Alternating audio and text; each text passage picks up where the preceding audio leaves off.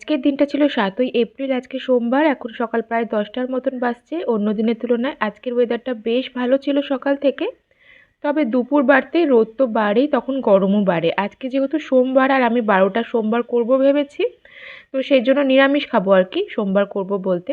তো আজকে নিরামিষ রান্নাবান্নার মধ্যে আর ওই সাদা ভাত তরকারি ডাল খেতে ভালো লাগছিল না, তাই একটু মুখের টেস্টটা বদলানোর জন্য হচ্ছে ফ্রাইড রাইস, আলুর দম আর তার সাথে পনিরের তরকারি।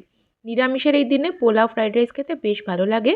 এখানে মাসি সমস্ত কিছু রান্না করে আমাকে ফ্রাইড রাইসটা ভেজে দিয়ে গিয়েছিল। আমি পরিমাণ মতো জল দিয়ে চিনি আর নুন দিয়ে রাইস কুকারে বসিয়ে দিলাম। আর তারপর এখানে খেয়ে নিয়েছিলাম হচ্ছে গ্লুকোজের জল, কারণ ওই যে দুপুর বাড়ার সাথে সাথে গরমটাও বেশ বাড়ছে।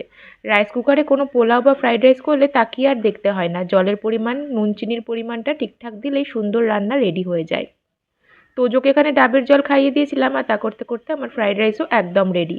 তোজোর খাওয়া দাওয়া কমপ্লিট আর আমরাও আজ খেতে বসে পড়েছি। আজকে রান্নাবান্নায় ছিল হচ্ছে এইরকম সমস্ত সবজি দিয়ে, কাজু কিশমিশ দিয়ে একদম ঝরঝরে ফ্রাইড রাইস, তার সাথে নিরামিষ আলুর দম, পনির, আর ছিল টমেটোর চাটনি আর ঘরে পাতা টক দই।